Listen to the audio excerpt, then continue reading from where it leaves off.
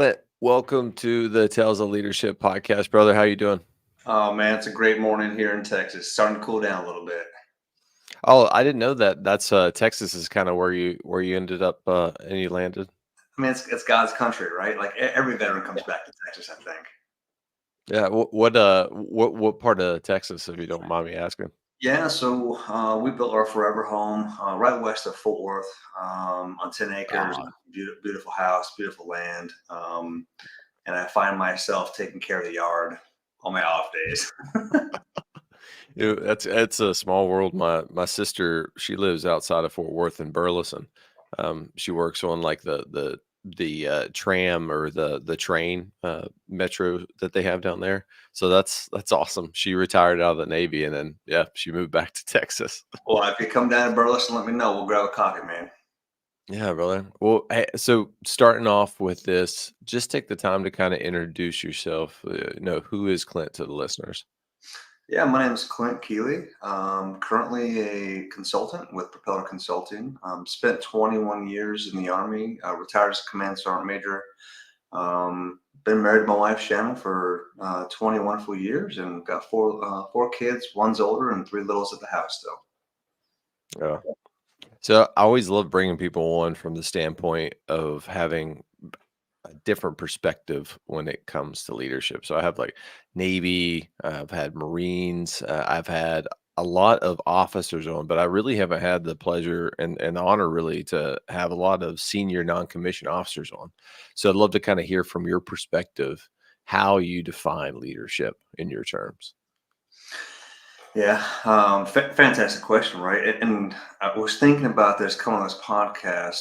What leadership meant to me while I wore the uniform, and how does that translate to the civilian sector now, right? Yeah. I think there's a lot of parallels, but leadership to me, I mean, we go the textbook answer of providing guidance and direction and motivation to get the mission done. But I really think it goes deeper than that, right? Like it's leadership is putting yourself out front and always doing that nobody else wants to do, right? Like, hey, we're gonna do this. I'm asking you to do this, and I'm gonna do it with you, right? And I think it's Yeah. leading by example and walking the path with somebody else. Yeah, there's a quote that I kind of always go back to by John Quincy Adams. If your actions inspire others to dream more, learn more, do more, and become more, then you are a leader. So I read that quote, and in my mind, that's exactly what you're just saying. Is that it just resonates exactly, encompasses what leadership is. So you joined the military. You spent over 20 years and retired at the rank of sergeant major. Where do you think your leadership journey started? Yeah, I mean, I just want to set the stage. I joined prior to 9/11, and I was Mm. in basic training when the Twin Towers were hit. Oh, And wow. so I joined with a thought of maybe I'll go to Kosovo, maybe I'll do a Korea, and then I'll be out. And then I was in buddy aid class, and the drill sergeants came in, said privates were going to war, and my perception of what my obligation to the United States government would be and to the people changed and flipped on its night. And so from that moment, just everything just changed in basic training. The concept, the feel, there seemed to be more like the sense of realness to it. It's hard to Mm, describe because you're in basic training, you don't know anything. But looking back on it, things just changed, and maybe it was the leadership took it more seriously, or maybe us trainees took it more seriously too.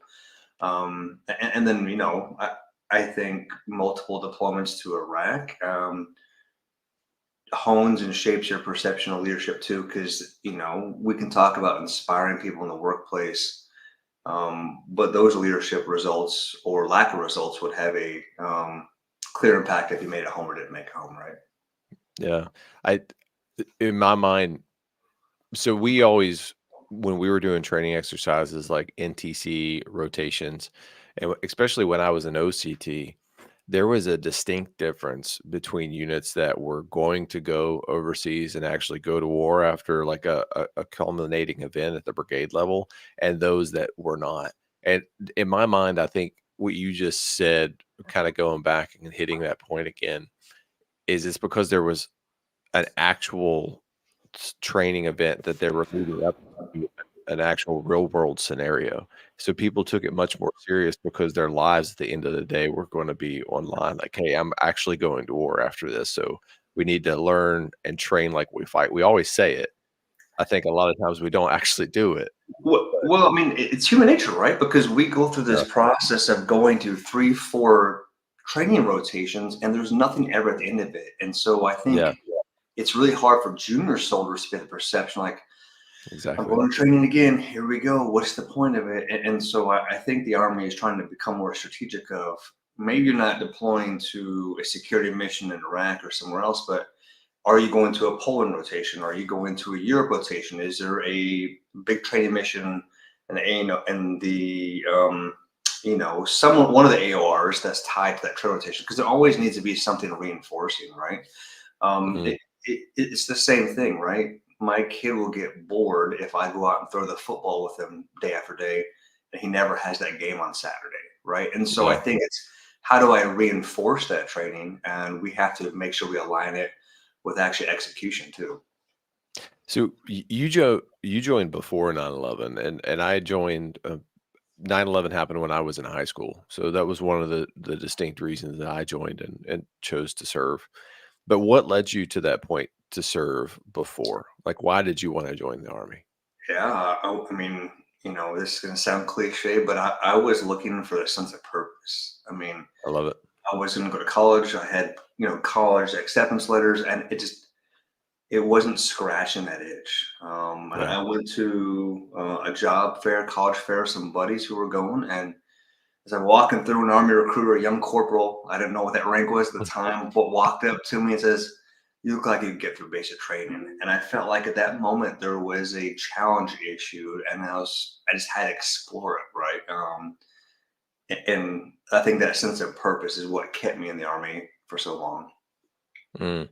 So when you first joined, you got out of basic training. What were some of the distinct challenges that you kind of had to face adapting to that new world? I know, at least for me, I'll never forget going through basic training, and I was Private McMillian, not the, I guess, how my dad would say, the sharpest tool in the shed, right?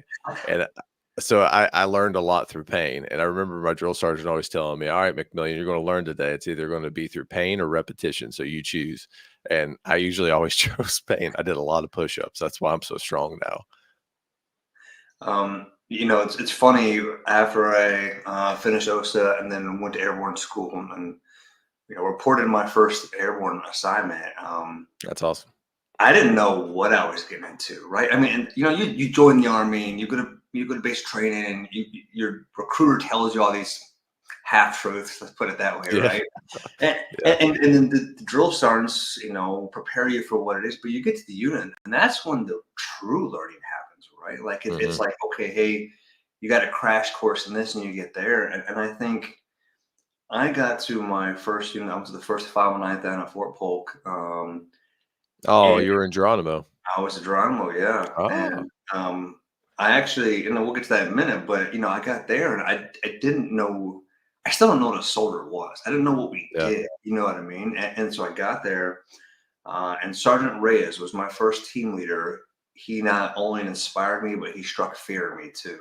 Um, Mm. just every single day was, hey, did you meet the standard? If not, well, then we're going to correct you to the standard. And there may be a little trauma there, but there's also a lot of learning, right, and a lot of thankfulness, and things that still apply to this day, right? Side note, I also deployed with the 509th in '04 to Iraq, so we're the only time we ever deployed the 509th. So pretty cool time to be there. My I can't remember his name now to save my life, but he was my sergeant major in task force 2 when I was an OCT over there, and he was in the 509th and deployed with them in 2004, kinda going through that. I'm gonna see if I can find his name. He retired as a command sergeant major in 82nd, so I guarantee you, you probably know who that guy is. But there's something that you said that I kinda wanna make sure that we hit. And I think there's a different way to kinda meet it, but in the military, especially back at that time, there's a standard, and that we have to maintain that standard. So we have the responsibility, is the way I kind of see it, is the before the fact, to do what we're supposed to do to the level and the competence that we should.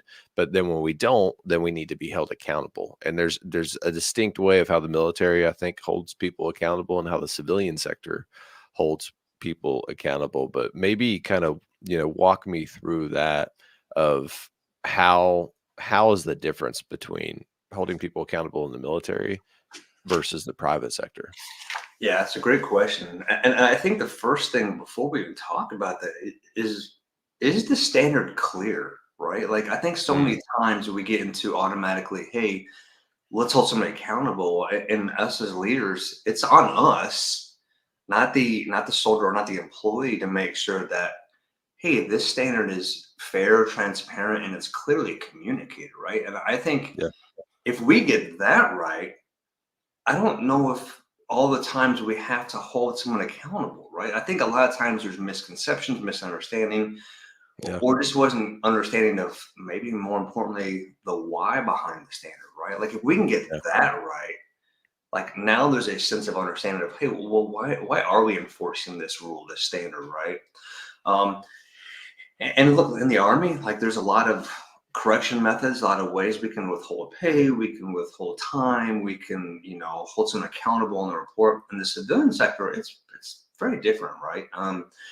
What I've seen in my 14 months of being a consulting firm is, there are methods to hold people accountable, whether it's just a great relationship with your performance manager and you're having a conversation, and they can go down the road of what's called a performance improvement plan, right? And so yeah, compare that to be given a counseling statement from your first line leader in the army, and they give you corrective actions.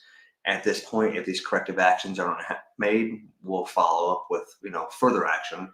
Same thing in the civilian sector. Hey, here's the performance improvement plan. Here's where you're at. Here's what you're missing, and here's the steps we're going to take in 60 days to get mm, you where you need. Right, and so it's a very like, hey, it should be a very collaborative process too. Right, like Clint and Josh are working together. How are we going to get you to this goal line, right? And so I think that's the way it is. And the difference is that in the civilian sector, the loyalty is to the financial compensation first, and then it's the connections in the workplace, right? yeah, Whereas the army, it's my connection to the organization, to my livelihood, and then money's after that. And so it's kind yeah. of inverse. So therefore, I have to tangibly tie it to, hey, this is tied to you still having a job also, right? So very different. I always think, and I had a guest on, Ivy Marsh, and he kind of defined the standard as the bare minimum in your organization just to do well. But as a leader, we always need to be above the bar, above the standard. And I agree with you 100%. As I think oftentimes, as a leader, especially maybe at that more junior NCO rank, that people believe that, hey, this was clearly communicated to you. You're not doing what we said to do, but it's not clearly communicated. People don't understand the the reason that we're doing it. And I remember being a young platoon leader, we were doing 2 to 3 missions a day. And it got to the point of where the guys, it was just going through the motions. And then when we do that, complacency begins to breed and set in. And then that's dangerous, especially on a battlefield. But to me, understanding the why, having a clear task and a purpose, and then what that desired end state is. Because if we can connect, in my mind, the head, the heart, and the hands, then we're going to have true purpose and we're actually going to be able to make a difference. But I love that. And I want to make sure that we kind of sit on that as the leader, explain the why, give a clear task and a purpose, and then a desired end state, and then unleash chaos. Let your team go and just achieve the mission. Well, and I think about in the consulting framework now, right? And we're Yeah, saying, hey, what is the desired end state, right? Like this is what we're trying to get to, right? And I think if we can paint that picture, we can show that full kind of that continuum of, right? Hey, here's the standard, here's what we're going to do, and here's what we want to get accomplished, right? And so I think that's powerful because you can say this, and then maybe someone in your team can think about an even better ending or better solution that we could yeah, get to, right? And so bringing that soldier or bringing that employee along the journey, right? Having them be a part of the collaborative process, We maybe, I mean, most times they're smarter than we are, right? So if we Yeah, bring that 100%. conversation, we're going to get even better results, right? Versus just saying, "Hey, do it because I said so," right? Like, hey, this is what that's when I joined the army. It was just do it because I said so. I'm like, I don't know why I'm doing this, but Sergeant so and so told me to go do this. I'm gonna go do this. And now it's like, hey, this is what we're trying to get, and I can like, hey, that's we can do better than that. And now that I know what you're trying to get to, right? So I think it's that collaborative piece that I think is the greatest element we can have. Yeah, we talk about not being the smartest in the room, and now that I work in acquisitions, so I'm still an infantry officer by trade, but now I'm an acquisition officer, and I have the privilege to work with some of the most amazing people in the world, like MIT Lincoln Labs, all these different national laboratories, some of the most brilliant people that I've ever met. And when I'm talking to them, I have to like, all right, I'm from West Virginia, rural West Virginia, and I'm an infantry officer by trade. So you're just going to need to simplify your talk and bring it down to my level. But it's funny because we're not the smartest people in the room. We're just, I always kind of go back to the metaphor. If you ever, I'm sure you probably are a fan of Megadeth, but Symphony of Destruction, right? Like our job is to take the chaos and make it in a purposeful beam and then continue to move kind of forward. So dude, I love that. But walk me through, you think your first deployment, you were probably a very young soldier and then you continued to mature. And I know you did multiple deployments, but what were some of those challenges at, an early rank within the military as you continued to deploy? How did those challenges kind of change for you? Yeah, I mean, yeah, I had three deployments to Iraq. So Yeah. my first one was '04. So I got deployed as a specialist and became sergeant on that first deployment. Oh, wow. And when we deployed from the 509th, I grew up as a Cav Scout, kind of in the armor formation, always on the light side of things. But Yeah. I was transferred to Bravo Company first 509th, and now I was in the infantry company, right, as a rifleman. You stepped up in the world. I'm just joking. I I'm mean, messing with you. maybe I don't know. I mean, like, look, the IQ level definitely went down when I got there. Yeah, 100%. But but holy smokes, it talks about transcendent leadership, right? It didn't matter that I Right. wasn't 11 Bravo. Leadership leads across all formations and all across all people, right? And so, like, 100%. I was just going to get there and do me, right? I was going to be a good soldier. I was going to support my NCOs and see where I could add value, right? Now, I didn't know it at the time, but that's what I was doing, right? That's what I've continued to do the rest of my career. But I got there and, hey, how do I show up? How do I do good work? And how do I create value? I think the difference is, there's nobody had a playbook back in early '04 of what deployment looked like. I mean, even the guys who did the Thunder Run in Iraq, there was a Mhm. completely different deployment than the rest of the deployments we had, right? So like kind of that Yeah. '04, we're kind of figuring out what they look like. And leadership as a young, I mean, I turned 21 on my first deployment in Iraq, right? That's how young I was. I mean, Wow. here I am as now a sergeant, as a team leader in an infantry company that I'm not infantry, trying to make my way, and so I don't want to say a lot of bumps and bruises, but after your first firefight or after your first mortar attack or IED, you Yeah. realize the learning curve.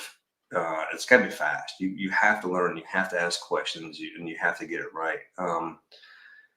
And I think that kind of went over it so rapidly. I found myself. That was '04, '05. I found myself back in Iraq at 6-7 for just 3 days short of a 16-month deployment with the 82nd.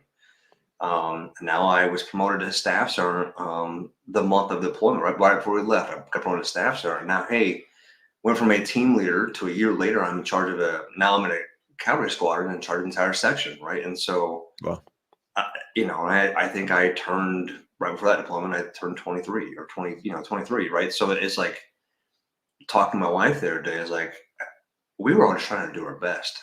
Like we're like, here we are going down range. You're in charge of more soldiers' lives, and you haven't had even a chance for reflection, right? Like, hey, what Mhm. did I do right? And I think that's one of the biggest things I've missed is like, when do I stop and have that conversation with myself?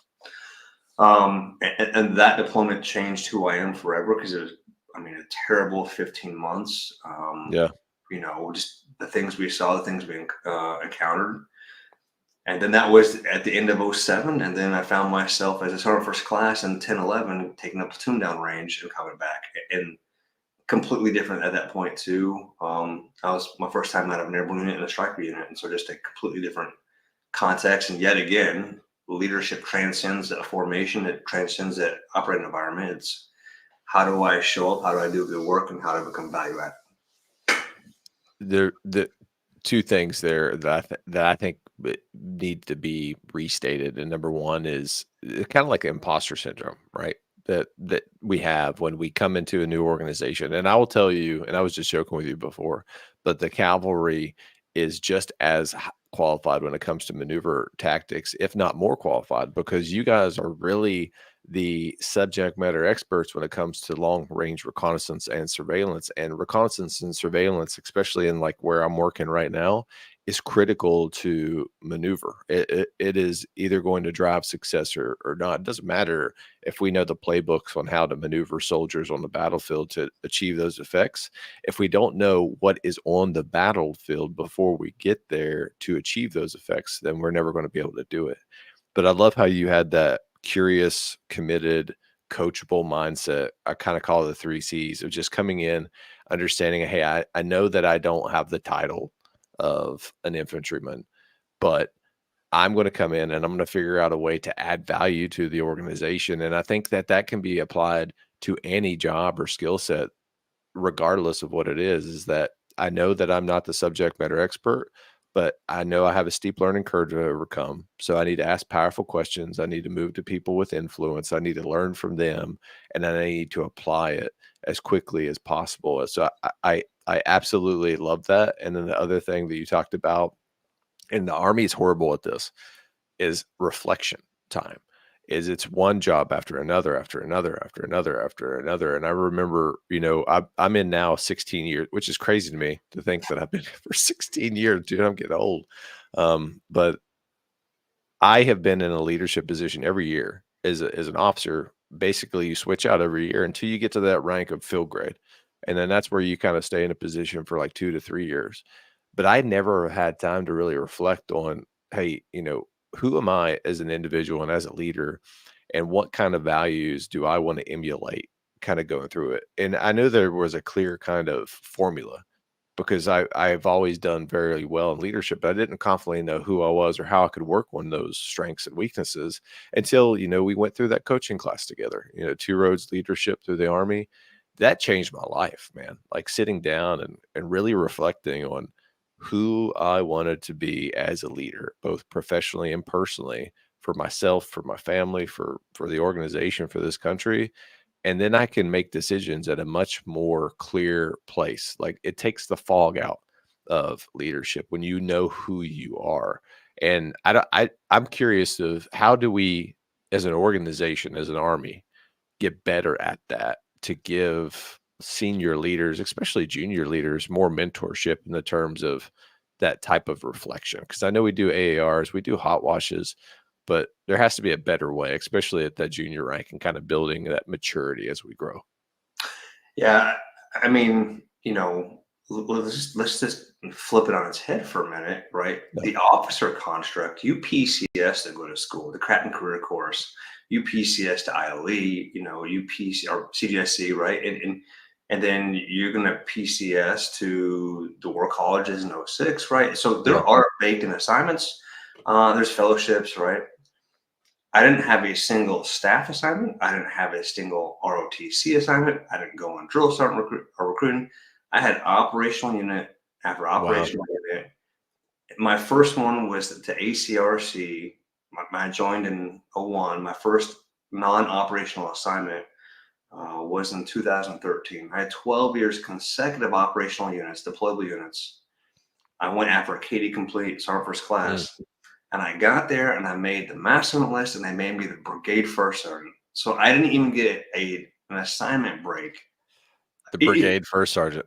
yeah, right to the Woo. brigade first. Hey, congratulations, right? Like, go cut your teeth. Yeah. And I say this because we don't set up the construct for the enlisted side either to have a developmental break pause and Mm, think about it, right?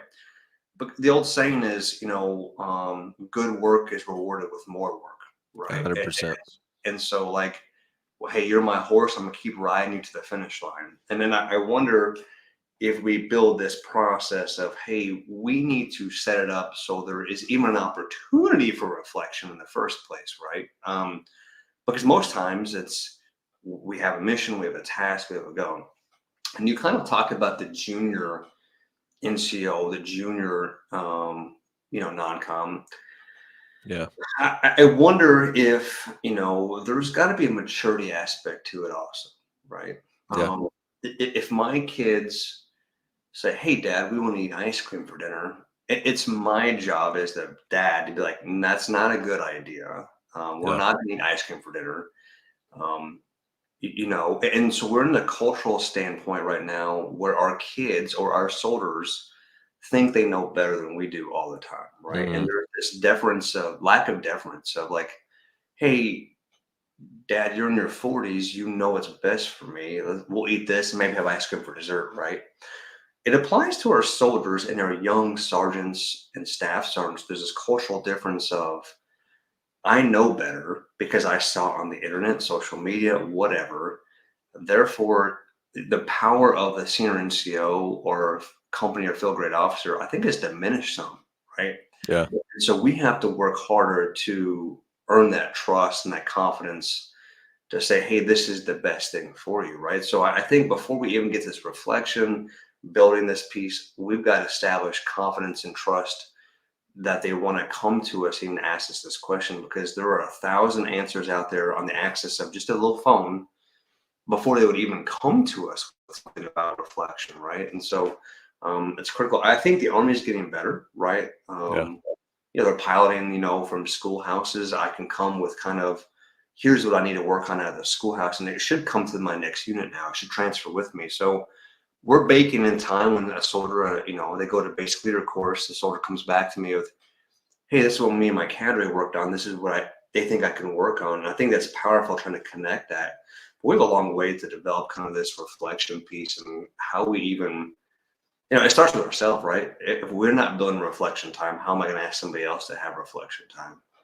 Yeah. Uh, I always go back to one of the leaders that I had, Captain McKenzie, and this was when I was a brand new, coming back as a brand new executive officer, really. He had a concept of, white space. To me, it was a game changer because I was very new in the military. I just got back from Afghanistan. It was go, go, go, go, go, go, go, do more with less type mindset. But he wanted to fill the calendar up with white space. And you could be NCO time, hip pocket training, which is just really the opportunity to allow the non-commissioned officer corps to train their soldiers. But that was kinda illuminating from the standpoint that when we develop white space on our calendars deliberately, it gives us that time for reflection, but I feel like in the military, there's a joke at the Pentagon that the Army specifically, if you drop a bunch of Army officers off on a deserted island like Castaway, within 15 minutes, we'll have a 24-hour guard shift, and we'll have a roaming patrol around the island, and no one's gonna get any sleep, so it just doesn't matter. That's kinda like our mentality is that we have to be doing something because if we're just sitting there and not doing something, then we kinda feel like we're not being as proactive as possible. But you said something else that I love, and I would love to hear your wisdom on it. How do you earn trust? And I think that's one of the hardest things to do from an unauthentic perspective. If you're authentic and you just genuinely care about people and you make decisions for the organization and not yourself, and you're selfless, not selfish, it's easy to build trust. But from your perspective, how do you build trust? Yeah, I mean, let's put a disclaimer. You used the word wisdom and me, so I don't know if that goes hand in hand, right? So let's just have a disclaimer for those people watching this. That's a long bridge to cross. So I want to talk about that in the context of me now being a civilian sector, right? Like, Mm, cool. we talked about imposter syndrome, and I could speak an hour on that, right? But trust, how did I earn trust in my consulting firm where I'm at with 14 months, right? And Yeah. being vulnerable is where you start at. Like earning Mm. trust is being vulnerable, right? Every time I facilitate a workshop, I talk to the stakeholder, I share about myself. I was in Boston 2 weeks ago facilitating a workshop for a Fortune 500 company. And when I did my about slide and I put it up there, I had to earn trust right then before we facilitate for the next 2 days, or I'm not going to get the participants to really dive in. I put Yeah. pictures of my kids up there. I put pictures of the house we built up there. I put pictures of my wife, and I told stories that were from my heart of who I am, right? And I think building trust starts with making that connection with somebody, and it's that vulnerable. I remember as a young sergeant not knowing a dang thing about my first sergeant. I didn't know a single thing about my sergeant major, right? And Oh, wow. flip that in my head to today, as when I was retired as a command sergeant major, it was I did NCOPT. I was present. I was always sharing things about my mistakes, about my failures. And I think being vulnerable is how we create trust. Now, you have to follow it up with, your word, right? Like, hey, I said I'm going to do X. I said I'm going to do Y, and I follow through that. And if I couldn't do X or Y, then Z is the explanation, I think, right? Like, hey, Yeah. I tried to do this. This is the outcome, but here's what we're going to do, right? But being vulnerable, just telling somebody, hey, I don't have all the answers, or it's, hey, we're going to work through this together, And I think a lot of times, just having that moment of saying, like I put my pants on one leg at a time, just like you do, right? Because we put that CEO, we put that sergeant major, that general on this pedestal of like, oh my Yeah. gosh, they're general, and right, Millie or George, they just took over, right? Like they put their pants on the same way we do too, right? It's just a little different at that level, and so I think it's being vulnerable and sharing that story. So Mm. it's kind of my perspective on it. Yeah, I love that. And there was one of the best books that I've read so far, and I'm gonna kind of try to create a journal series on this too of how leaders can be vulnerable.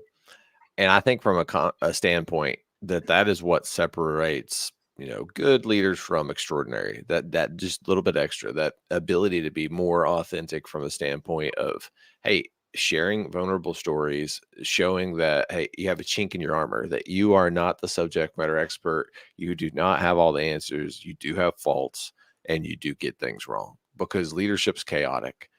The leadership role in itself is going to be very unpopular, but I feel a lot of, especially nowadays, people want to either be popular or they want to make the popular decisions because they want to chase more of a popularity because they think that that makes them a successful leader versus making the unpopular decisions for the goodness of the organization, which puts them in the kind of that unpopular spot. But in my mind, I genuinely believe that that is being, extremely vulnerable. And it kind of explaining it from the standpoint is that, hey, team, I know that this would be a much easier life for us if we do this, but we need to think about it from a long-term perspective, and this is what we need to do. But sharing those touch points with your family and some of the stories that made you who you are today, and just having candid conversations. I remember when I was a company commander, I would always try to do the rule of three every week, talk to 3 soldiers that I didn't know for, like, 15 minutes, and usually it was, like, really, really awkward because it was like, "Hey, here's this company commander talking to, like, this private, and this private is like, okay, he has an agenda. He's trying to, like, get me like, see what I did over the weekend," or something like that, but it was never from that standpoint. It was that, "Hey, just genuinely tell me about yourself, man. I'll tell you this, like, I'm from rural West Virginia, and my dad used to make moonshine. He may or may not still make moonshine. I can't confirm or deny that fact." So, like, something like that, and then it just opens up because humor, especially humor, kinda disarms, and that's what I've learned from that standpoint. And then you said another thing that I just absolutely love. You can say all the right things. You can come in and have the best, command philosophy in the world, but if your deeds don't align with your words, it doesn't mean anything. So I always had a gable stone operator or a soft operator was a battalion commander for one of the live fires we did, and he told me this, and it still resonates to today: is deeds, not words. Your deeds have to be aligned with your words, but if you just say stuff and never follow through, I think you're never going to be able to establish trust. But Clint, I would love to kind of get now into like your sergeant major time. So moving through the ranks of non-commissioned officer, you achieve the pinnacle of the rank of sergeant major. I don't think you got to command sergeant major, but it doesn't matter because that is like a significant milestone that a lot of people never hit. That is a huge achievement. And how did your leadership have to mature when you got to more strategic rank? Well, I actually retired as the command sergeant major for 214 Cav out of Scopa Barracks, Okay. Hawaii. So, yeah, so I graduated the Sergeant Major's Academy in 2019, and I went right to 191 Cav and the 173rd over in Germany, right? Like dream Mm, assignment, I'm gonna go be in the herd. And one of the biggest things they told us at the academy was the moment you put a star on your chest, mm, they don't know if you've been a sergeant major for a day or for 10 years, right? And so yeah. talk about this level of expectation the moment you get there. Well, I got to 191 Cav. My dream assignment, I wanted to go to 173rd as a young paratrooper my entire career. And the sitting CSM was activated to take a garrison. So he gave me a high five, and 2 days later, he was at the door. And the next replacement wasn't coming in until 110 days from SFAB. And so here I am with the new smelling freshness from the Sergeant Major's Academy, the new car smell on me. And, my battalion commander in '05 looked to me as the CSM for the first almost 4 months of me getting there. And talk about just getting your face blown back with like, am I good enough? Is this imposter syndrome? Do Mm, I have the actions? I hadn't been in an airborne unit for several years at this point, been a lot of striker assignments. yeah. And so, hey, how do I show up? And it was the same thing. Lean into what you're good at, be value added. And what I noticed was there was a bit of a cultural turnaround that needed to happen. And how do I lean into that perspective of being not a man of the people, but being present, right? Hey, how am I going to Yeah. show up? How am I going to have a positive attitude? The biggest things that stuck with me is I want to be where conditions are terrible with a smile on Yeah. my face. If it's I love that. raining, if it's a bad training exercise that we're just we're on troop live fires, platoon live fires, I'd be out there with a smile on my face at 3 in the morning with my face paint on, my night vision on, right? Like I just had a smile on my face and I would be talking to people and, just that goes a long way, right? And so from there, I believe that doors open when they're supposed to and doors close when they're supposed to. We got back from a huge live fire, and my battalion commander, now the CSM at the time, called me in the office and said, "Hey, sit down." I'm like, "Oh, this can't be good." Like, "Hey, division is pulling you to be the G3 sergeant major." I'm like, "What?" I mean, this is just mind blowing of a 1-star command. And they said, Oh, wow.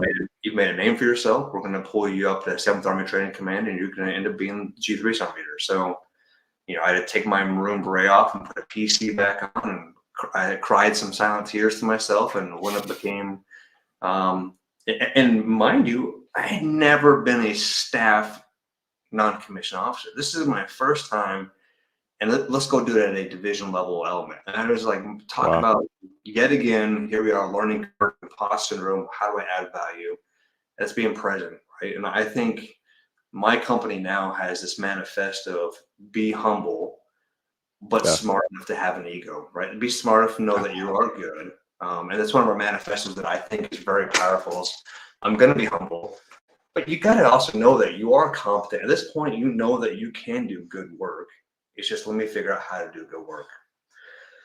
So I found myself in 7th Army Training Command, Grafenwehr, Germany, when COVID hit, right? And now all of a Mm, sudden, you had all these tenant brigades reporting to you, and hey, Sergeant Major, how do we get our soldiers to airborne school? How do we get our soldiers to Ranger school? Go figure it out, right? And it was like, okay, I'm gonna start making phone calls, right? And when I would call from the phone and I would call the Maneuver Center of Excellence, hey, I need to get soldiers housed. It wasn't like, well, you've only been a sergeant major, you're still frogged. right? And I would call on the phone like, hey, I'm Sergeant Major Keeley, 7th Army Training Command G3 Sergeant Major. I'm trying to get through this problem. And I found that nobody cared how long you've been a sergeant major. Nobody cared that you were a frog. They cared about your competency, right? They cared, could you have a conversation? Were you competent in your craft and what you were doing? And we got people in COVID. We get them on, clean flights from Germany back to America, and we get them in Ranger School, right? And so, like, kind of patted myself in the back of, hey, how do we do this in this tough environment? And I kind of backpedaled when I was in 191 Cav. I was selected for CSL for 214 Cav in Schofield Barracks, Hawaii, and I was like, oh my goodness, I'm going to go from Germany to Oconus to Oconus. And so that was always kind of during the rest of my time was this thought of, what do I want to be as a command sergeant major, and what is my kind of philosophy? What do I think about that's important? So we wrapped up a 15-month stint in Germany, like so fast and furious, with PCS to Schofield Barracks, Hawaii, and it was the best assignment of my career. I think just having phenomenal leaders. Obviously, you're next to the greatest beach in the world, right? The beaches in the world. That kind of helps your assignment too, I think, sometimes. And just from day one, it was leadership with a presence, right? It's just, I tell people all the time, let's have presence with a purpose, right? Don't just show up to a training exercise or show up to the cubicle in the cough or at work for no reason, right? Let's have a presence with a purpose, right? And I think that goes a long way. And whatever we do today is, do I have to go in for a meeting? Am I going to go into work just to go to work to sit there, or am I going to be there with the purpose, right? So kind of culminated my time there. I found myself medically retired a year into the assignment and transitioned to the civilian sector. And that's another conversation for another day. But, for that 1 year of my time there, it was probably the most enjoyable time of my 21 years of making an impact with soldiers, and just really seeing development from the non-commissioned officer level, which I played a big hand in. Dude, so first of all, I'm sorry. I should have done more research. I didn't know that you made it to the rank of command sergeant major. I take everything back that I said before. And that truly is a humbling, man. Like, that is the highest rank that you can make as a non-commissioned officer in the Army. So just kind of like reflecting on that, everyone's listening now. So we'll go back to where Clint said he didn't have any wisdom. Listen to everything that this man says, because he does. But dude, I love that leadership with a presence with a purpose. And it all just goes back to, don't do stuff just to go do stuff and be busy. And if you ever read the book Traction, I always think of this metaphor of a bald tire spinning in the mud. You can look busy and you can just be doing stuff all day long and just be burning yourself out, but you're not taking purposeful action, meaning that you're not gaining traction and you can't gain momentum and you can't move forward. You have to be able to gain traction. And the only way you do that is by taking purposeful action. And I remember in the military, it used to be so frustrating when I was enlisted before, unpacking connexes, packing them back in, unpacking connexes, packing them back in. And then we're out there for all day at the motor pool. And I'm thinking, like, why are we doing this? Like, it is insane. I still don't know why we did it, but anyway, like that makes two of us on this podcast. I have no idea. It would be like, hey, go down, lay everything out. I'm like, what we just did yesterday. Why are we laying everything out again? I feel like back in that era of the Army, it was just to keep us busy. Like, just like God forbid we let you go home. God forbid we let you do something. And it was like, I don't know what to do with you. Like, I don't have some training going on. Go and load the Connex. I'm like, what? Yeah. Okay, we'll lay it out again. Like, and we'll spend all day at the motor pool. I mean, God. So if you find out, Josh, hit me up. Let me know why we would do that all day long. Well, my goal now is to create a robot that unpacks connexes, since I'm in acquisitions now. So no soldier ever again is going to have to go through that pain in the motor pool that we went through. I mean, but there could be something to be said about, we develop character through some of those painful things too, right? Yeah. So, we got to provide opportunities for those painful growth moments as well. So, transitioning from the Army into the civilian leadership. And I've had the pleasure to have a lot of leaders on here that have made that transition. And we talked about how leadership is different, but maybe kind of just hitting that again. You get out fresh, reaching the pinnacle of your career in the Army, 20 plus years of that world. You get into the civilian sector.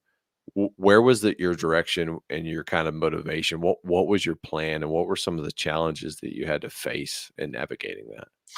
Yeah, we talked a minute ago about being vulnerable, right? And Yeah. I'm transparent to a fault, my wife will say, right? So, I mean, Mm, God bless her for putting up with me. I've had PTSD for years. I've had, some of my issues, nightmares, sleep, not being able to concentrate. And so I didn't have those issues.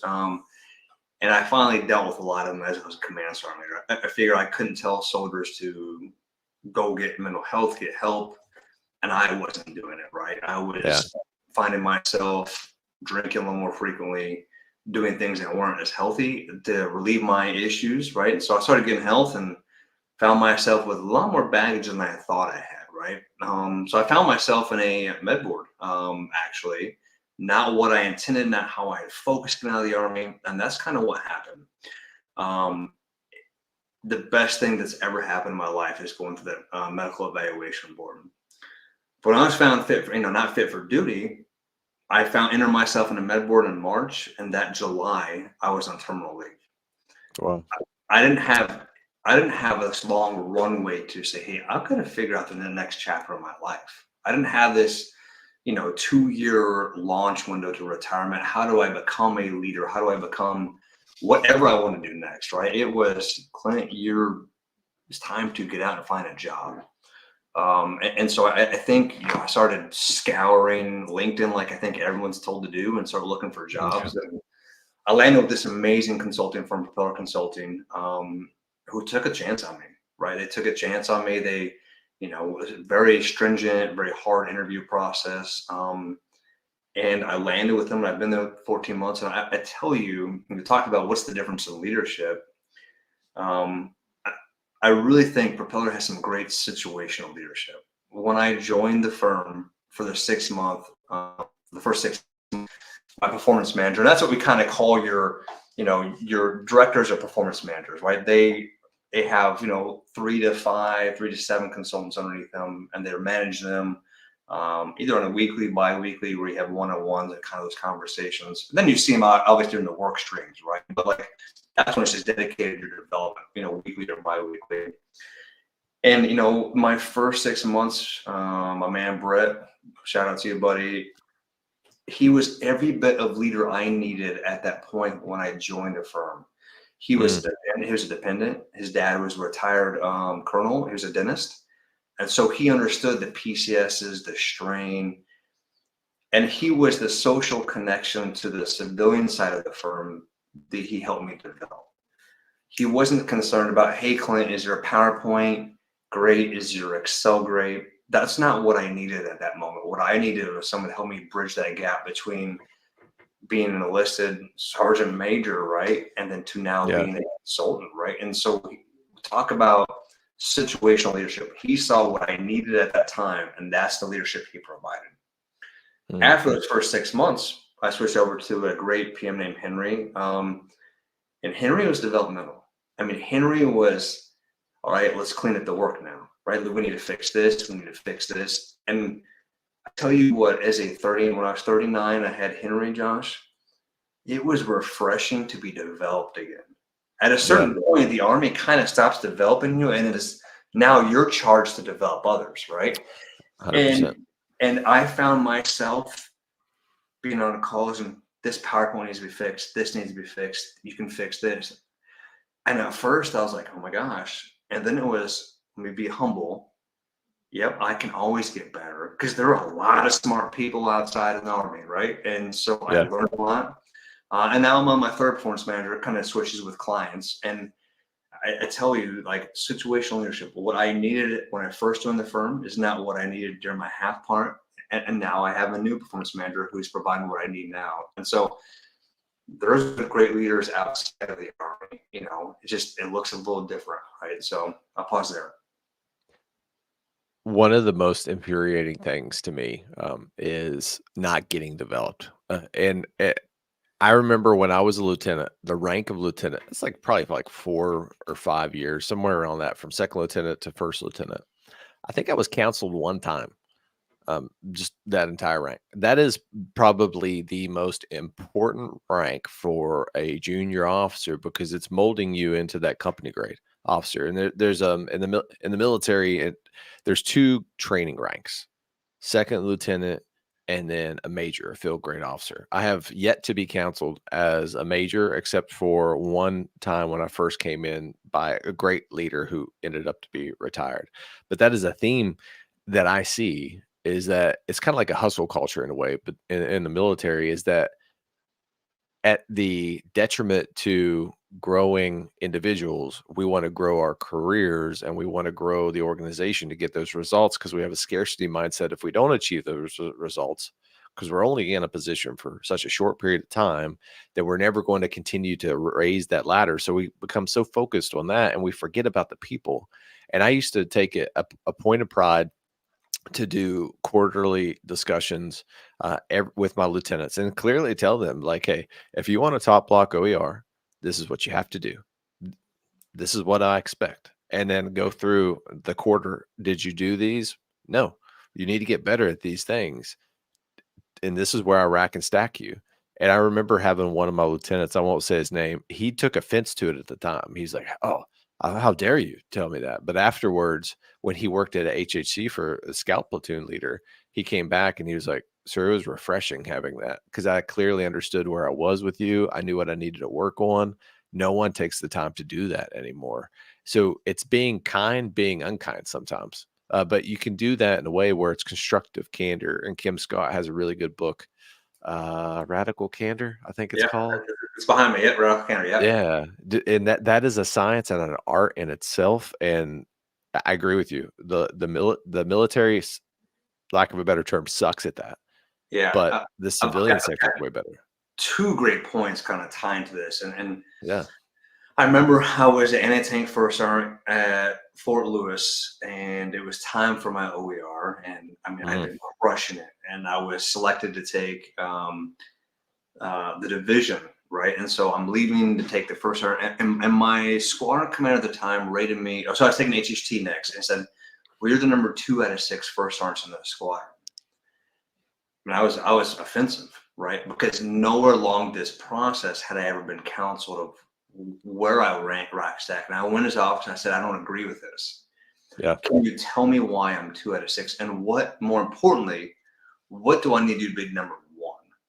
Yep. It wasn't about the rank and time. Is I wanted to be the best, but no one has told me what I need to do. And the lieutenant colonel, squadron commander, who ended up being a brigade commander, just recently retired, great guy, said, "Well, it's more of a gut feeling." Talk about just feeling of just like worthlessness I had over me. And, so fast forward, after my time in HHT, about to take the division company, I had my OER, I mean, so NCOER counseling with him, and he said, "Thank you for that conversation." He Yeah. said, "You made me that night go back and sit down and reflect of, am I developing people? And I should always tie, hey, how am I measuring? And then how do I set goals for those I'm measuring to become better, right?" And so I think it's critical. Like, well, we can assess people however we want to assess people, but we do to the disservice when we say, or we don't provide a way to get better, right? And that's that's leadership, right? Hey, we want everyone to be their best potential and become that untapped potential. We want to delve into that, right? And so I think that's inherent on us to, like, hey, this is where I see you right now. Here's how we get better, right? And that's where we're going Yeah. to grow. The second thing, and I think it kind of ties back to that developmental thing. I think at lieutenant colonel it stops. You're supposed to be quarterly counseled by a general officer, and Yeah. there's just not time. We talk about lack of white space, right? Like, I used to have a command sergeant major who told me, it's like, "I am more impressed with leaders who take things off of calendars." And he used to Yeah. always say that. And you're not going to find a lick of white space on a general officer's calendar, maybe even 4 Thursdays from today, you'll find a 15-minute gap, right?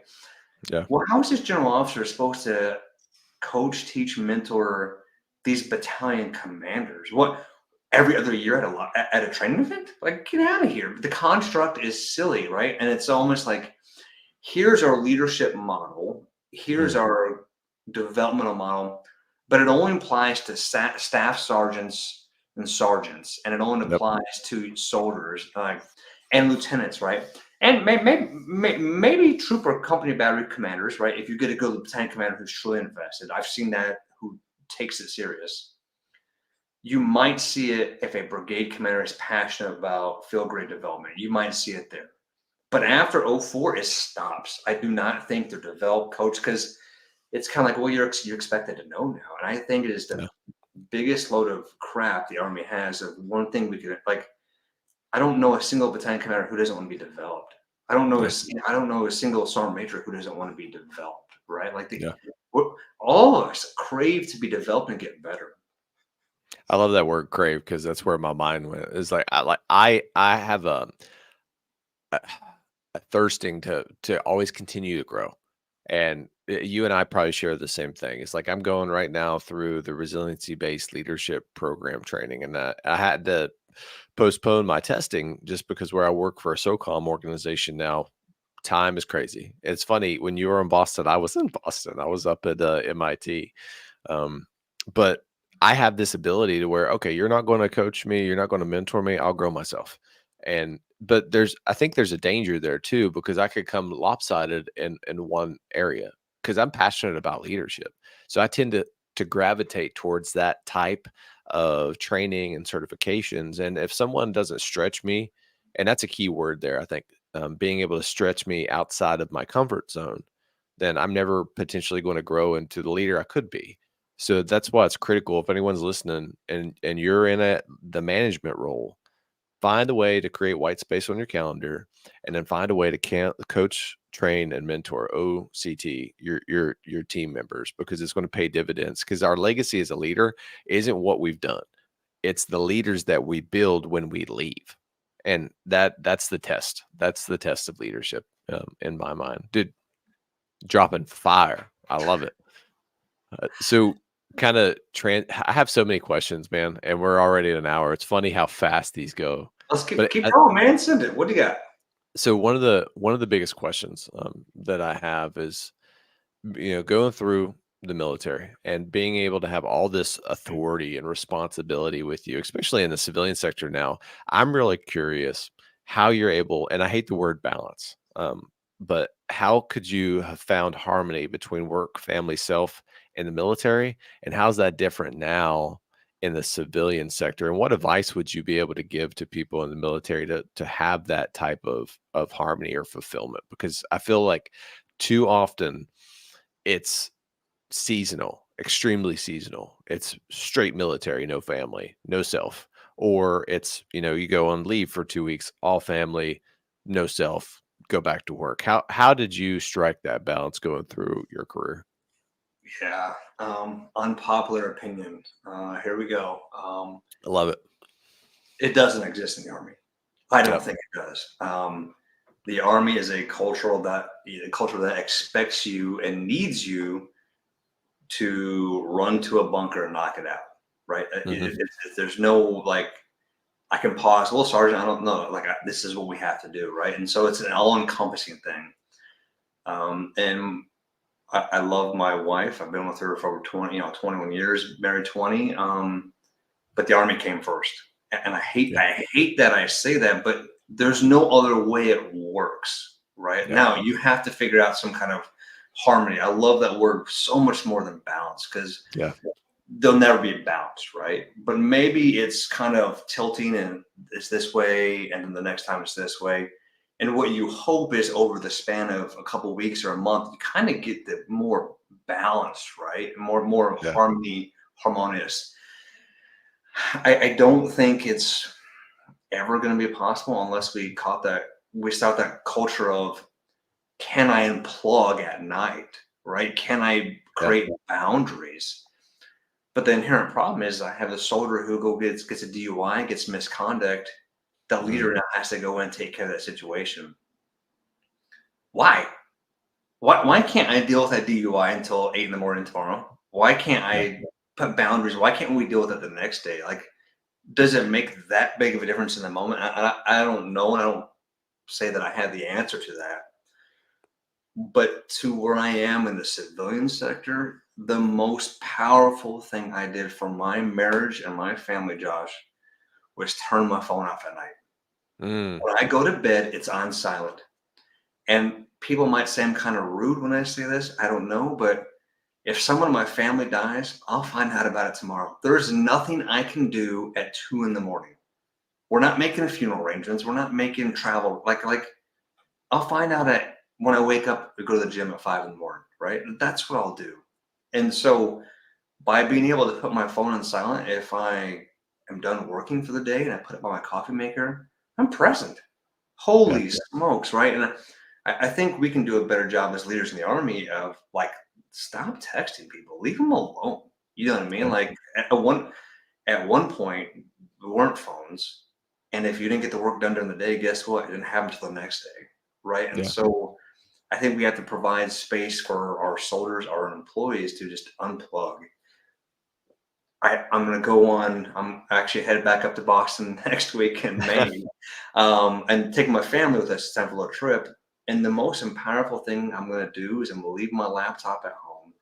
I'm going to disable my Outlook. I'm going to disable my Slack notifications while I'm on the trip, and I'm going to plug 100%. I'm not that I don't care about what's happening, but I'm going to be more present with my family, right? And so I think we have Mm. to do that. And it's been unnerving for my wife at times too, because I am around so much more. We have to Yeah. redefine what we are as a couple now, right? Like, Yeah.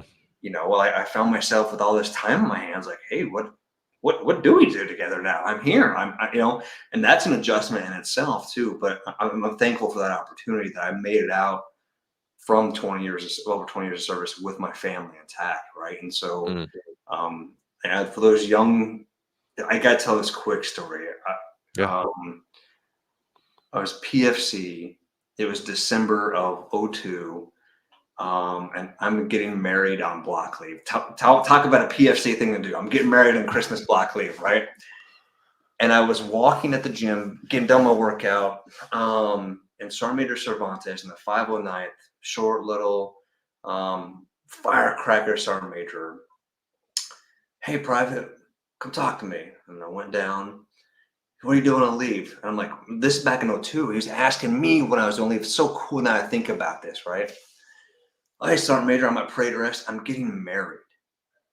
And he said, sit down with me. And we sit down on a bench in the gym. And he wanted to let me know that, hey, it's going to be hard. You need to have this conversation with your soon to be wife. Mm. And when you are there, how can you be present? Yeah. I didn't realize how impactful this was at 19, and I'm about to get married to my wife, right? And there was a leader who was vulnerable with me, who was sharing this story and giving me this kind of, hey, here's a hard lesson. Here's what I learned, and here's how you can be better. I mean, crazy that I think about this on this day that he took a time and space to talk to a private first class. He's a command sergeant major, and he gave me some nuggets that helped me my entire marriage in the army. So you and I, similar story. I had 2 days between Ibolic and Ranger School, so I thought it'd be a genius idea to go home and get married. So go get married between Ibolic and Ranger School, 48 hours, fly there, get married, come back, 'Cause you have to and do it now, or it's not going to happen, right? Like, yeah, in our mind, we had to do it now, and I end up spending 90 days in Ranger School. Yeah, I extended. So it's just so much fun. I decided to redo Florida all over again, and that was devastating to my wife because we didn't have a conversation. She quit her nursing job, thinking in 60 days after, guaranteed, I'm going to graduate. She's going to move up and live with us in Phoenix City, Alabama. Threw a whole wrinkle in the plan. That was step one of chaos caused by the military. Step two, I get to JBLM and we're deploying within 2 weeks. And a short but funny story. the first week that I'm there, they're doing a platoon leader training course, and they take all the platoon leaders out, or soon to be platoon leaders, and they go through this like, crucible 72-hour event. I did not tell my wife. No one told me that I should probably tell my wife. She thinks that I deploy. Oh She goes no. to the brigade command suite, finds the brigade command chaplain, and is just like she had no idea. She didn't even know she walked into our brigade and starts crying, hysterically, thinking that, I deployed, no one told her all these things because we didn't, I was horrible at the time of being a husband, of understanding and setting boundaries and communicating. My battalion commander, after I do this really awesome lane, I crushed it. Like, "Hey, I'm getting a platoon." He walks up to me and he's like, "Josh, did you tell your wife where you are right now?" And I'm thinking, I was like, "Yeah, I think I did." And I was like, "Well, she thinks you're in Afghanistan. She may or may not be crying in front of the brigade commander and the brigade command sergeant major." Oh This no. was 2 days into being a lieutenant, and I'm like, I looked at him, I was like, "I'm not getting a platoon, am I?" He's like, "Not right now." "Yeah, you need a little." I was like, "Okay."